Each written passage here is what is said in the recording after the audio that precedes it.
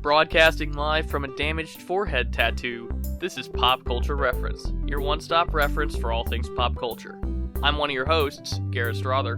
And I'm your other host, Seamus Connolly. Right off the top, we'll also mention this at the end of the show again.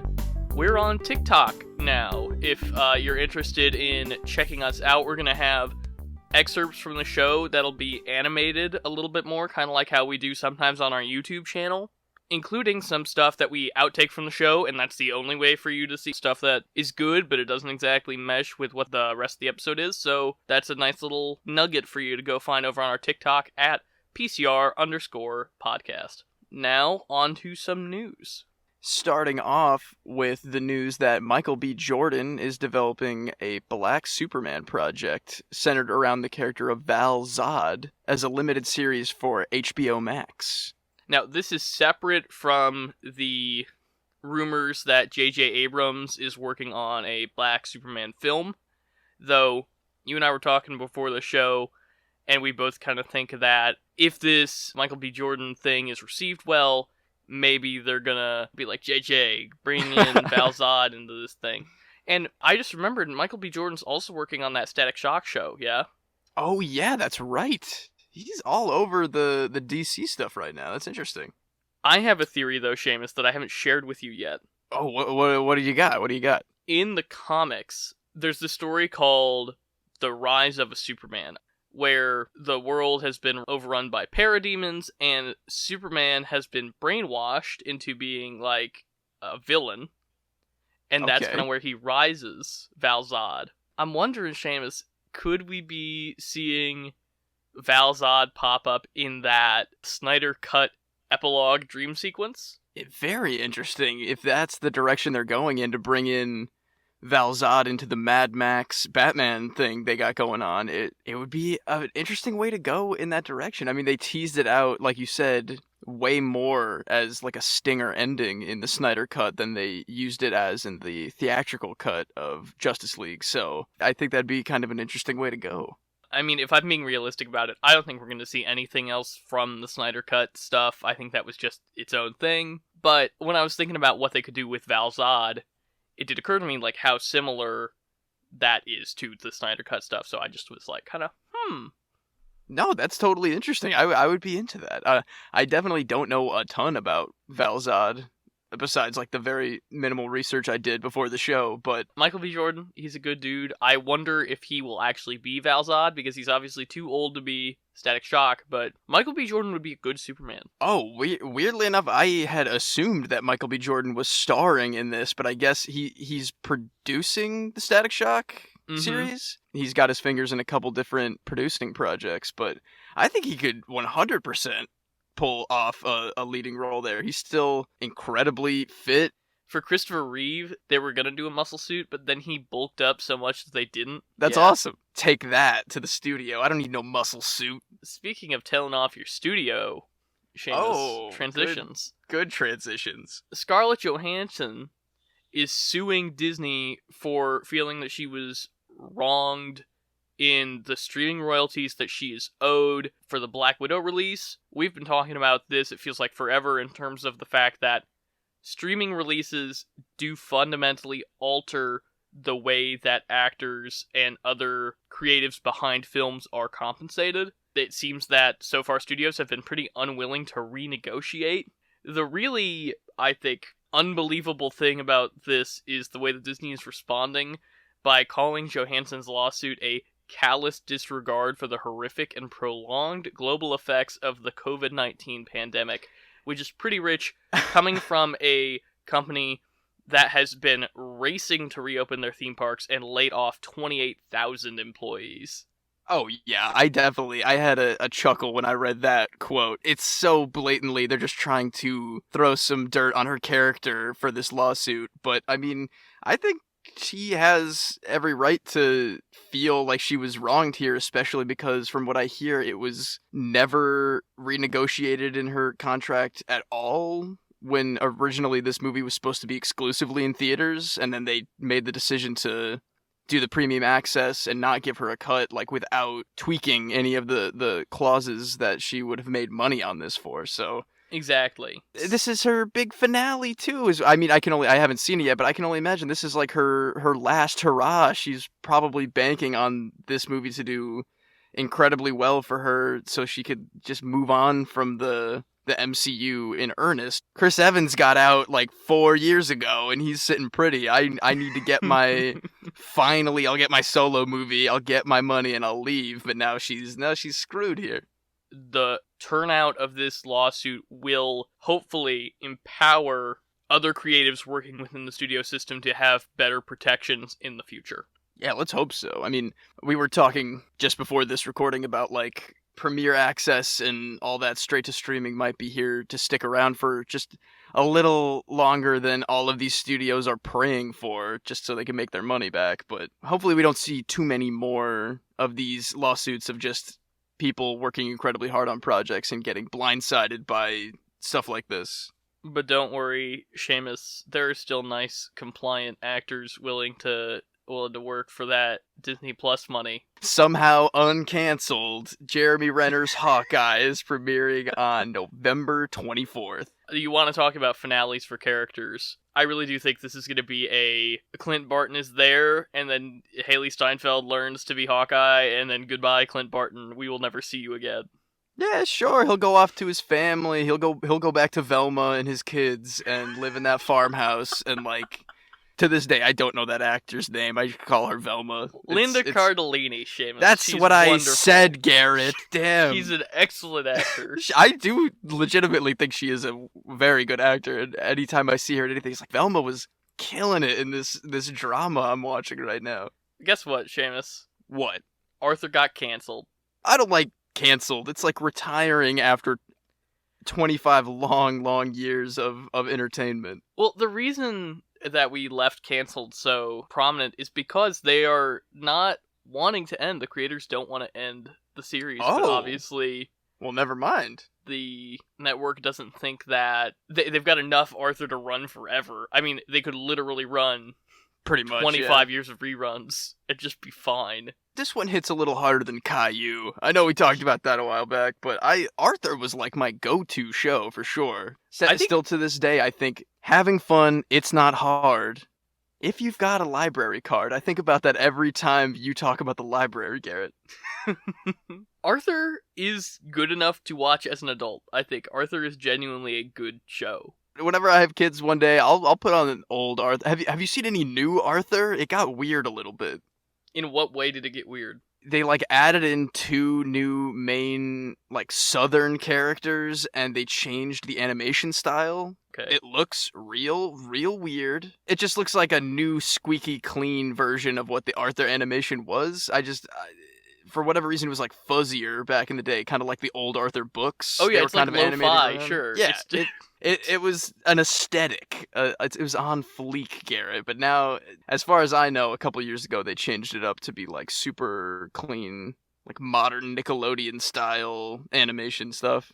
Well, that probably means they got an increased budget, so good for them. Oh, I'm sure. Yeah, I'm sure that. I mean, that meant they were doing well enough, like 5 years ago or whenever that happened, that they were just like still cruising. But my memories fall on like the horrifying, like weird Halloween episode with the umbrella with the eyeball, or Jekyll, Hyde, Jekyll, Hyde, Jekyll. Oh, hell yeah, straight up. Or just like they had insane people on that show that were so funny to see as an adult. Like, yeah, Yo-Yo Ma, like whatever, like who cares about this guy? Yeah, exactly. Or like they had like Buzz Aldrin on that show for an episode. Like, yeah, they went hard. Does Arthur yell at the moon with Buzz Aldrin? They had to ask him to do that on that 30 Rock set. That's very funny. Was there any greater crossover event to your 6-year-old mind than the time that Mr. Rogers was on Arthur? That was a wild one, because it felt like they almost lived in the same universe already in a weird way, but maybe that's just like PBS programming sinking into my young mind. WTTW 11, baby. To viewers like you, thank you. Seamus, is this some kind of Suicide Squad episode? Let's get into it, because I know we've got tons of stuff to say. Or do we? Maybe we don't. Both? At the same time, somehow. Kinda like the characters in this movie. Alright, as we alluded to For the entire time here, we're gearing up to talk about Suicide Squad, the extended cut. This is not what we're covering next week, which is the new James Gunn, The Suicide Squad. This is the 2016 extended cut that is just an absolute mess. My God. That's a Fast and the Furious caliber naming mistake, I think. I think so. I mean, granted, isn't it supposed to be like a reboot and not a sequel? I think that's the idea, yes, is that it's a reboot, not a sequel. So they have a little bit of a leg up, but that is gonna be just confusing forever. Maybe that's the joke. I don't know if you have opinions on this or not, Seamus. I think we just mark spoilers right now, because oh yeah, anybody who's seen this movie has seen it, and anybody who hasn't seen this movie should not. So yeah, exactly. So this is official spoilers. We're going to be jumping all around. Where do you even want to start here? Do you want to talk about extended cut versus theatrical? Jared Leto's whole mess going on? Let's get Jared Leto out of the way. The Joker in this movie, which is bad. It was bad in 2016. It is bad now. There's moments of like this frantic chaos energy that is very much Joker in this performance, but it's just surrounded by nonsense. Like making him a gangster kind of guy who's got like chest holsters and a flowy white shirt. It's like driving Lamborghinis. Purple Lamborghini, famously. When he's intimidating Ike Barinholtz in the kitchen, I'm like, the Joker in most other media iterations would have no patience for doing this. Yeah, right? It's a different interpretation of the character. That's fine. I'm open to that. It's just one that I don't think works very well, except this was a theory for a long time, and I think it still holds up. I've not seen every single DC Universe movie, but the theory that the Jared Leto Joker is not the original Joker, but Jason Todd. Which I have never really disliked that theory. I think that would really spice up a lot of what that character does and kind of give that, like, for whatever reason, like, classic Joker is so much more whimsical in his, like, monstrosities. This guy is, like, a very shattered, very fragmented kind of feeling whenever he freaks out, and kind of having that messed up psyche being the Robin of a universe turned Joker, I think that would be incredibly interesting. Would you say he's damaged, Seamus? I hate that tattoo more than anything else about this movie, Garrett. I hate that tattoo so much. And maybe that's just an exaggeration, but what a absolute blunder designing him like a Hot Topic photo shoot. Man. I really do think if you watch it with, like, this is Jason Todd, it plays better. I was watching it this time thinking it was Jason Todd, and I was like, this is better. I want to see if you have this in your notes. When they're doing their, like, freeze frame title card introductions of all the villains, when Harley Quinn's come up, there's a sentence on screen that says something like, accomplice to the murder of Robin. Okay, well, maybe the Jason Todd thing doesn't work. Could be a previous Robin. They just say Robin. They don't say which Robin, per se. Batman has lost more than one Robin to the Joker, That's why Batfleck is so sad, is that he just keeps losing son figures to the Joker and Harley Quinn. I forgot how much Batfleck was in this movie. It's a lot! I remembered him being in the Deadshot scene. I did not remember him being in I didn't remember the Harley water thing. Oh, no, I remember that. The punch in the face. It's like, oh, Batman's not afraid to punch women. Check it out. I also think that having him in this movie makes that post-credits tease so much lamer of him having lunch with Amanda Waller. Like, yeah, it does not hit as hard where you're like, yeah, he's just been one of the characters here this whole time, pretty much. How many different ways did they set up the Justice League? Oh my, it's insane. Like, every other movie is like, me and my friends got it handled. And then it's like, that you don't even have it handled in the first 2 hours of the Justice League movie, dude. Like, it's not working out. So this movie, famously, they hired the same company that edited the trailer to edit this movie, which is so obvious when you look at the way this film is edited.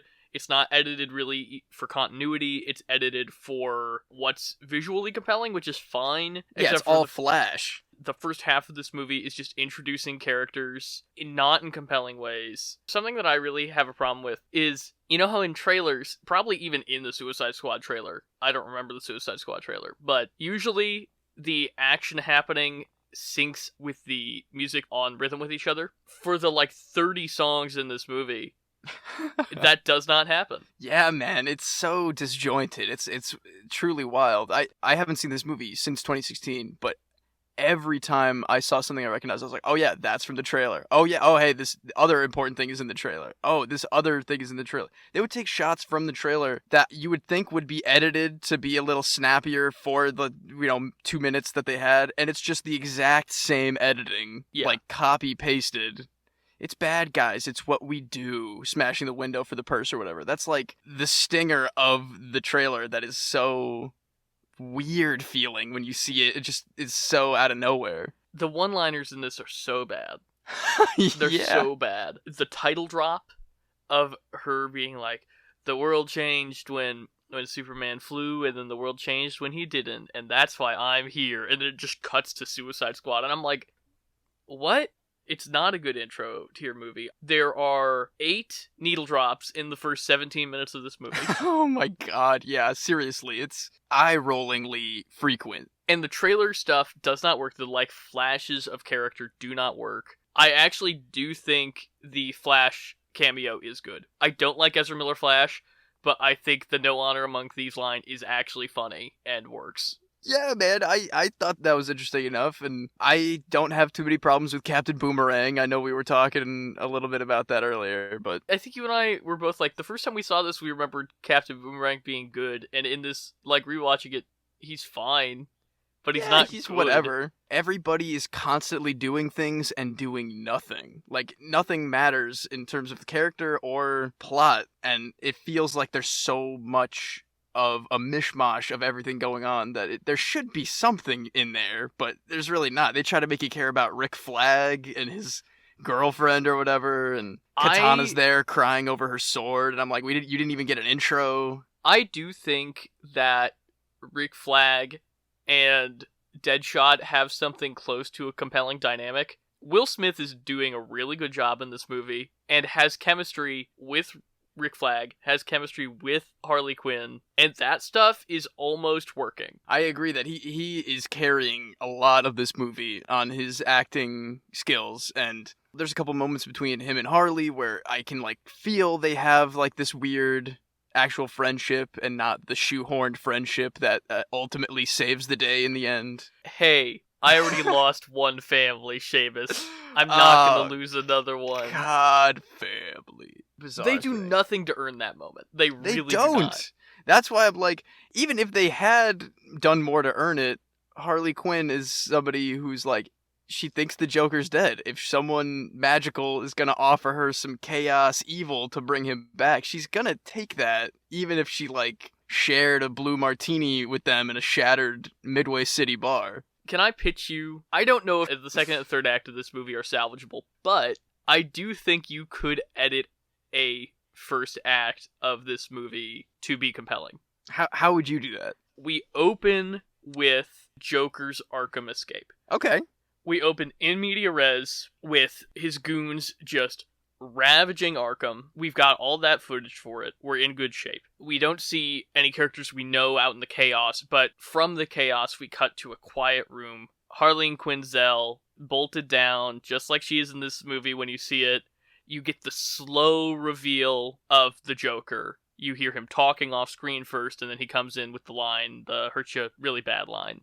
Sure. And then cut to black. How long has she been Harley Quinn? Who knows? 5 years later. Whatever. You hit him with a title card. Then, probably this is where you introduce Amanda Waller, if you do want to have Amanda Waller introduced early, just to make sure that she's pitching the idea of bringing in metahumans, but you do not have the whole trailer sequence. You just have her meeting with David Harbour and getting resistance. Also, David Harbour's in this movie. I was about to say, doing nothing, no superpowers or fun character for him. He's just a guy. basically, introduce Amanda Waller, I don't care. Instead of doing this trailer thing, we're going to have, like a real movie, we're going to have these plot lines kind of threading.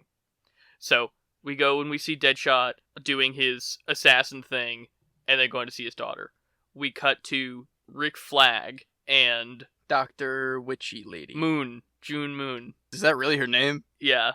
Awful. Go on. You just have June Moon and Rick Flag, like he's protecting her. You don't really know what's going on, but you see them falling in love. There's a sequence of them falling in love.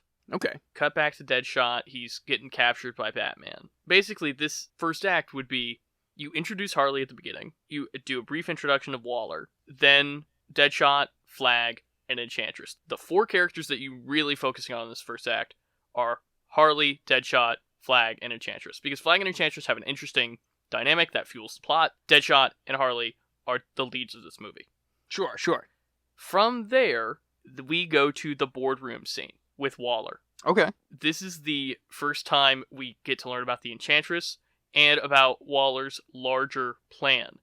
Because imagine if you got to know June Moon a little bit, like actually invested in her and Flag's relationship. Because the idea behind their relationship is a good one. I think it is compelling if done properly. It's very complicated, and there's weird power dynamics between him being like a government agent and her being an interdimensional magic wit. So let us get invested in them as characters, and then when you bring in the really rad Enchantress grabbing her hand and flipping it, which is so cool. Honestly, one of the best moments of the actual movie, I think, is very, very slick. And that's when we meet Enchantress. That's the first time we're like, oh, she's a metahuman, which is the thing that they go with in this movie to call them. Which is, how is Harley Quinn a metahuman exactly? She's just a girl with a baseball bat. Well, I mean, is Deadshot a metahuman? If you have very good accuracy, are you a metahuman? I don't know. What about Captain Boomerang? He uses that boomerang like twice. Yeah, they're like, mostly just people with weapons. Killer Croc doesn't do jack until he's underwater, pretty much. Exactly. I guess he like rips some guys apart, but we don't need the whole trailer montage, is basically what I'm saying. Once we get to the Suicide Squad, then we can meet the Suicide Squad. That also makes it so that Slipknot doesn't stand out like a sore thumb. Yeah, because he doesn't have his trailer montage. I also remember that scene where he gets killed being so much more funny in the original. I remember the theater going wild when I saw it the first time and just being like, oh, what a surprise. They killed off one of these super important main characters. Like, come on. I think letting Harley have those flashbacks is good. In my weird re-edited version of Suicide Squad, you would just bring in Harley with the rest of the inmates. So sure, yeah. You would start the movie with Harley and Quinzel, have that weird Joker opening, which is unsettling. It set an off-kilter tone for the movie. Mm-hmm. And then, what happened? Why did we see that? We go through 15 minutes of the rest of these characters. Where's Harley Quinn? What's going on? And then we bring her in, and those flashbacks are actually doing something for us then. Yeah, those flashbacks are actually telling us stuff. That's not a bad rework of that first part, man. I mean, there's so much that went wrong in this original, but that level of care to set up literally anything might have made this movie a little more bearable. I really do like Harley and Deadshot's relationship. I really do like Flag and Enchantress's relationship if it were expanded on in any way. So that's the strongest bones that this story has, and just building on those. But the third act of this movie and stuff is a mess. It's like that stuff would not fix the stuff that comes later, probably, but it would at least be something. What we got instead is like a weird "my friends are my power" climax, and Diablo is here. We haven't even talked about his boring ass yet. That guy's doing a good job. He is doing a good job, but like he's again does like nothing to really make me care about what's going on, or to feel like he earned turning into that really cool giant Aztec fire skeleton. I think that was really well designed and intimidating, but it feels like we never really got out of any of the space that he was in when he made the oath to himself, like, I'll never use my powers again, I murdered my whole family, like, this is weird. The scene where he has to use his powers is not a compelling enough reason to use his powers. The first time or the second time? The first time when Will Smith is like yelling at him. Just like egging him on? Yeah. They're not in immediate danger. At least the movie doesn't do enough to tell us they're in immediate danger. I felt way more like they were in immediate danger in the scene immediately preceding that scene. He does so little to make him angry too, that he like blows up, and it's supposed to be like also a big joke. Like, I was just trying to get you there. Like, I didn't mean any of it. But as somebody viewing it, it took so very little to get him there in the first place. I don't know what they were trying to make me feel like that was supposed to be a big moment or something. I know we get the monologue in the bar later, but what if Flag was the one egging him on, and Flag knew this guy killed his family? And sure, that would be better. You could tease, like, oh, like what happened to your wife, what happened to your kids? We don't know what happened.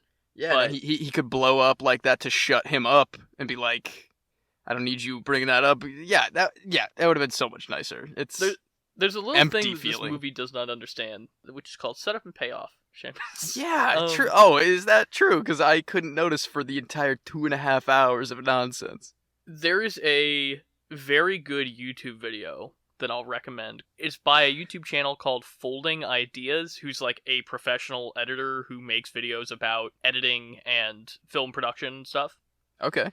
And I think it's called The Art of Editing and Suicide Squad, and he just breaks down how key moments in this film make unintelligible choices that seem to be actively bucking what they're setting up. The big example is Captain Boomerang, right? He's got his unicorn. Oh my god, yeah. In the first scene that we see them get all their gear, and there's the super gratuitous Harley Quinn in her underwear.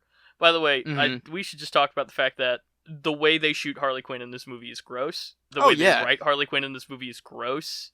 I hate it. Margot Robbie's doing a good job and trying to salvage what she can salvage out of that character, but it's bad, and I hate it. It feels off the entire time, and like, you want to like feel okay with them leaning into like the, modern Harley Quinn. Her chaos stems from like a femme fatale type, like she's a psycho, but she's also pretty, and that's how she like disarms people a lot of the time. It's not the like animated series where she's got they do show it, the classic Harley Quinn outfit with the weird headpiece, but it's gratuitous in a way that, it adds so little and takes away a lot from every time, because they like stop the movie to do some of the stuff that they do with her that doesn't feel worth it at all. There are several times in the movie where they stop the movie just to like point the camera at Harley Quinn's butt. But in the scene where they're all gearing up, you see Captain Boomerang put the unicorn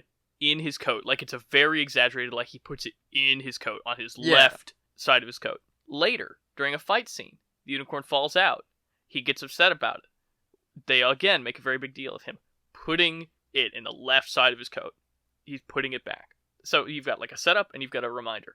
A few minutes later, he gets stabbed. Like, oh no, Captain Boomerang, if you cared about this movie. And then they cut back to him, and he's okay. How is he okay? He pulls out the knife that's been stabbed into the left side of his chest. You would think the unicorn would be there, but no. It's some stack of bills that we've never seen before. We didn't see him looting set anything. Up ever. They set him up with robbing a diamond exchange like years before, and then they do nothing else except for give him all of his gear back, as if giving him his gear back would be also a bunch of money that he stole that he could then tuck away. It's ridiculous. He breaks down that specific example and a lot of other stuff, so I recommend going and checking out that YouTube video. I'm sure I would agree with almost everything he'll say, so I'll have to check that out. I have another setup payoff thing, which I don't know if it's called out in that video or not, but Harley Quinn tells Ike Barinholtz that he's so screwed, and then we never see him again. We spend the first 45 minutes of this movie setting up what a scumbag Ike Barinholtz is. Yeah, he never comes back. He should have been there on the mission, like being the foil to Rick Flag, being like, he's another soldier guy, but he's like an idiot about it, trying to wrangle these people that he's been in prison with. He could have been working with the Joker to get Harley Quinn out. He could have been, double-crossing at the last minute. Or even at the end, having him be like, oh, hey Joker, I'm glad you're here breaking Harley Quinn out. Can I come with you? And then the Joker shoots him or whatever. Sure. Like, just he gets his neck blowed up or something. Literally just, that would be good, actually. Like, if he takes her bomb, puts it in his neck, and blows him up. That'd be pretty sick. But alas, like... we see him give her a phone, and then I think he's escorted away, and that's it. I've got a couple more things I want to hit. I think we're kind of wrapping up here.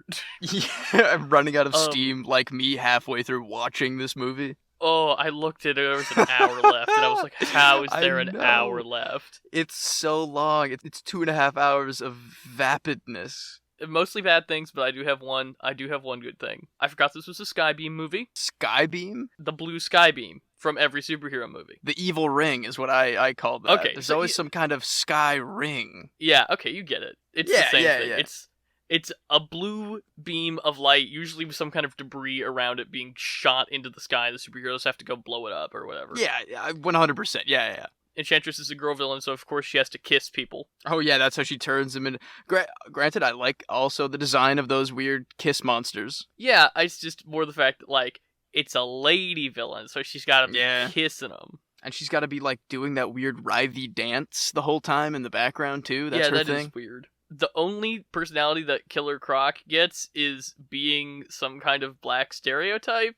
Yeah, weird how that is, huh? I don't care for that. Me neither. But my good thing is, I do like when Will Smith has the line about, this is going to be like a chapter from the Bible, and everybody's going to know what we did, so my daughter can know that I saved the world, or tried to save the world, or whatever. I totally agree, man. I think that line, a couple other specific Will Smith ones, like, he's just doing real well in this movie. He's just a high caliber of actor, doing what he can, given the movie that he's in, and I won't fault him for that, for sure. A good amount of the action is pretty fun. I hate Enchantress and her brother Incubus or whatever as a villains. Wow, look at you. You've picked up a name that I was looking for and didn't find.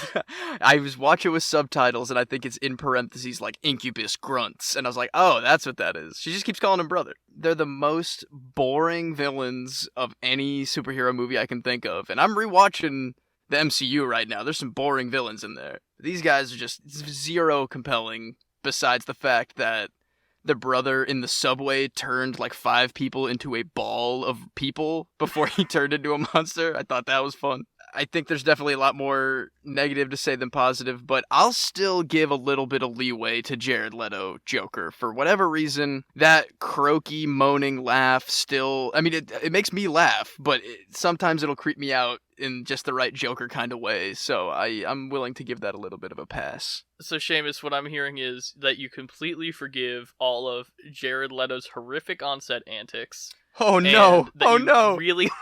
Oh, jeez! This movie has a better movie in it somewhere. It should be good. It's just Escape from New York, but supervillains, and that should be all I need to know, but they mangled it. That evacuation team did a really good job of getting literally everybody out of the city, huh? Except for that army of, like, rock monsters, but yeah, deserted. Nobody. Yeah, but even then, there's not that many rock monsters. Like, yeah, they have, like, one, 5-minute shootout with them, I think, until they, like, fall from the ceiling later. It's weird. You said you liked the action enough. I did not even enjoy that. I did none of it. That one part, that one scene, I was like, oh, Deadshot's going off over here. I was about to say fun. The one cool shot of Deadshot standing on the police car. Yes, one cool shot does not compelling action movie make, Seamus. No, absolutely not. I would struggle to call this, I guess it's an action movie. It doesn't feel like that much of a superhero movie at all. It feels... It's the anti-superhero movie. It's villains.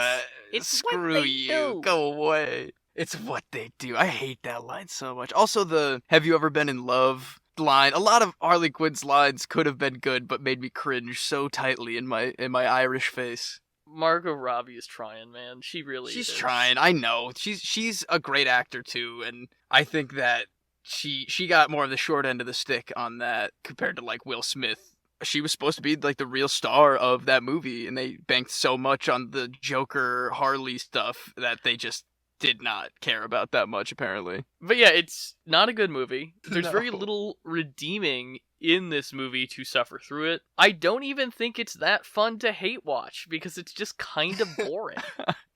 Yeah, there's really not a ton going on there. But that gives me a lot more hope for next week's The Suicide Squad, just because they have the blueprint of what not to do with a movie like that, and maybe they'll actually have some fun that makes sense instead of just trying to trick an audience into thinking they have had fun watching it.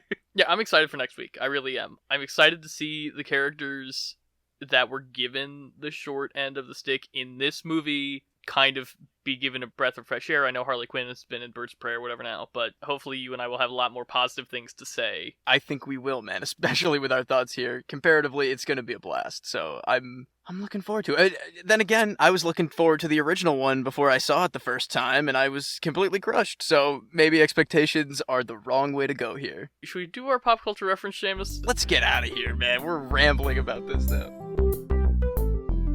Today's pop culture reference is the needle drop.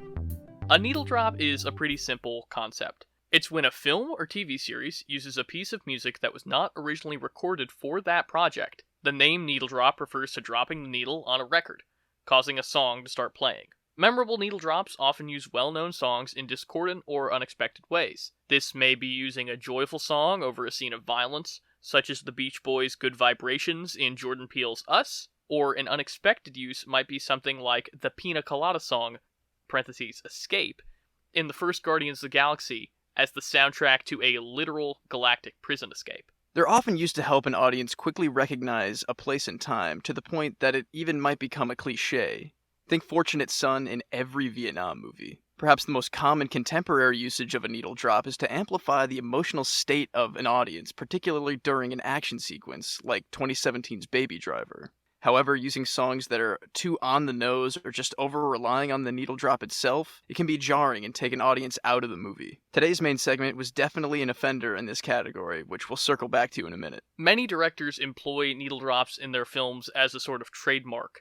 Popular examples include Edgar Wright, Quentin Tarantino, and James Gunn. Gunn is directing next week's main segment, The Suicide Squad, which promises to continue his needle-dropping habit from his Guardians of the Galaxy films. The film is also a sort of sequel to today's main segment, Suicide Squad 2016, which was widely criticized for its frequent and haphazard use of needle drops. Some of my favorite needle drop examples come from, like you mentioned before, Edgar Wright. The jukebox playing Queen during a synchronized beatdown of a zombie in Shaun of the Dead is classic for sure, and one of my favorite movies of all time, Danny Boyle's Trainspotting, is like needle drop central, basically. They paid a lot of attention to the soundtrack and made sure that that was very on point. What about you, Garrett? What are your favorite needle drops that you can think of? The two that come to my mind when I think about needle drops are the Alfred Molina scene in Boogie Nights, which is a literal needle drop where he's listening to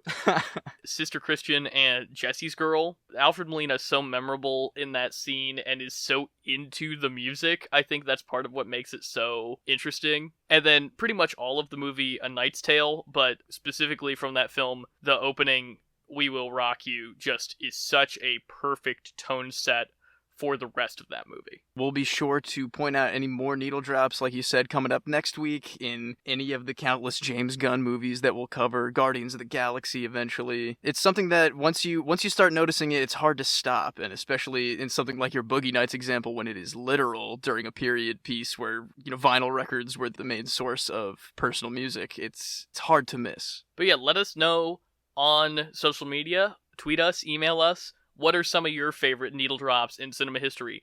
Do we have really bad opinions about needle drops? Do you think that the Don't Stop Me Now beatdown from Shaun of the Dead is terrible and that Seamus should make a retraction? Let us know. What do you say? Let's move on to the Save the Rec Center this week. Yeah, let's hit it, Seamus.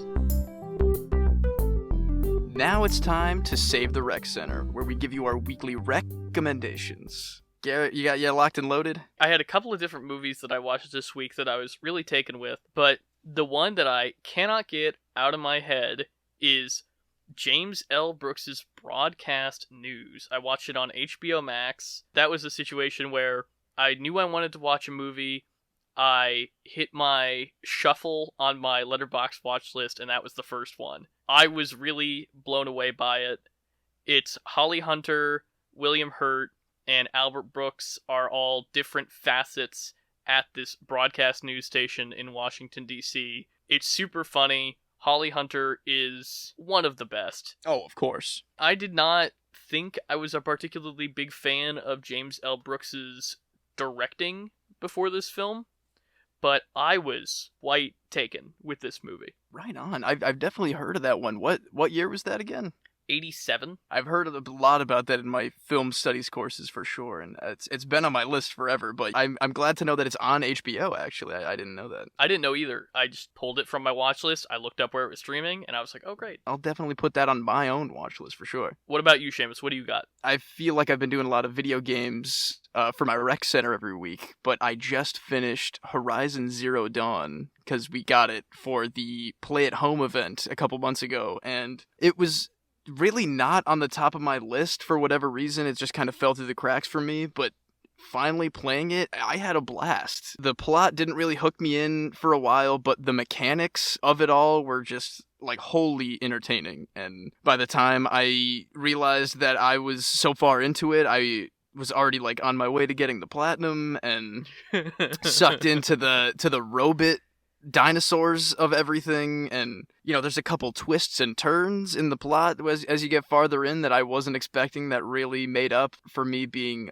a little bit disinterested in the front end. But if you have a PlayStation and you downloaded it for free a couple months ago, if it's just sitting in there, I would give that a shot for sure, especially because rumors are we're getting new info on the sequel soon. So if you got time to catch up just like me, and I put my personal stamp on it. Yeah, that one's been on the top of my list for a long time, and I'm going to be insufferable right now and say that I'm waiting for a PS5 update until I play it, because... Oh, man. Oh, I actually didn't even know there was not a PS5 update yet. That's what I'm saying. I feel like every time I play a game or start a game, there's a PS5 update, like the second I finish that game. Like, for God of War, I waited until there was a PS5 update, and I was like, okay, now I'm playing it. The rumor is that they might do it Spider-Man style.